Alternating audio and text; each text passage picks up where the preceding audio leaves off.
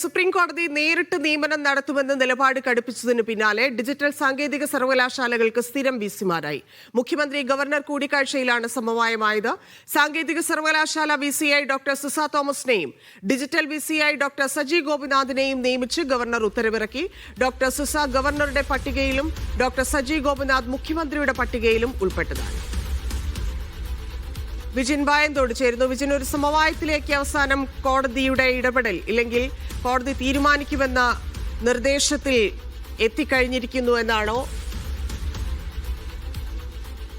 തന്നെ ഇക്കാര്യത്തിൽ കടുത്ത നിലപാടിലായിരുന്നു ഗവർണർ ഉണ്ടായിരുന്നത്. ആ ഗവർണറുടെ കടുത്ത നിലപാടിനെതിരെ ആണ് സുപ്രീം കോടതി സ്വന്തം നിലയ്ക്ക് വിസിമാരെ നിയമിച്ചോളാം എന്നുള്ള നിലപാടെടുത്തത്. അതിനുശേഷമാണ് മുഖ്യമന്ത്രി ഗവർണർ കൂടിക്കാഴ്ച നടന്നത്. മുഖ്യമന്ത്രി നേരിട്ട് ലോക് ഭവനിലെത്തിയാണ് മുഖ്യമന്ത്രി ഗവർണറുമായി കൂടിക്കാഴ്ച നടത്തിയത്.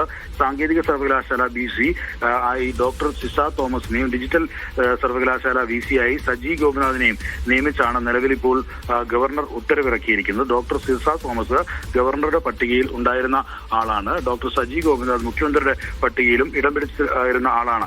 പക്ഷേ സജി ഗോപിനാഥിനെ നിയമിക്കാൻ പറ്റില്ല എന്നുള്ളതായിരുന്നു ഗവർണറുടെ നിലപാട്. ഒപ്പം തന്നെ സിസ തോമസിനെ നിയമിക്കാൻ പാടില്ല എന്നുള്ളതായിരുന്നു സർക്കാർ നിലപാട്. എന്നാൽ മാസങ്ങൾ നീണ്ട സർക്കാർ ഗവർണർ പോരിനൊടുവിലാണ് നിലവിലിപ്പോൾ സമവായത്തിലേക്ക് എത്തിയിരിക്കുന്നത്.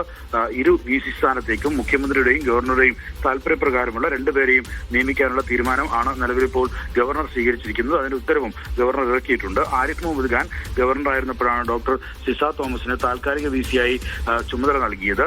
സാങ്കേതിക കാരണങ്ങളാൽ പറഞ്ഞായിരുന്നു അന്ന് സജി ഗോപിനാഥിനെ ഒഴിവാക്കുന്ന സാഹചര്യം ഉണ്ടായിരുന്നത്. ഇങ്ങനെ നിയമപോരാട്ടം കടുക്കുകയും സ്ഥിരം വിസിമാർ ഡിജിറ്റൽ സാങ്കേതിക സർവകലാശാലകളിൽ ഇല്ലാത്ത സാഹചര്യവും ഒക്കെ ഉണ്ടായിരുന്നു. അതിനൊക്കെ ഒടുവിലാണ് സുപ്രീം കോടതിയുടെ നേരിട്ട ഇടപെടലും ഒരു വിമർശനവും ഒക്കെ കേട്ടതിനു ശേഷം ഇത്തരത്തിൽ സുപ്രീം കോടതി നേരിട്ട് നിയമിക്കാനുള്ള തീരുമാനം എടുത്തതിനു ശേഷമുള്ള ഇപ്പോൾ സമവായത്തിലേക്ക് എത്താനുള്ള ഒരു സാഹചര്യത്തിലേക്ക് ഗവർണറും സർക്കാരും എത്തിയിരിക്കുന്നത്.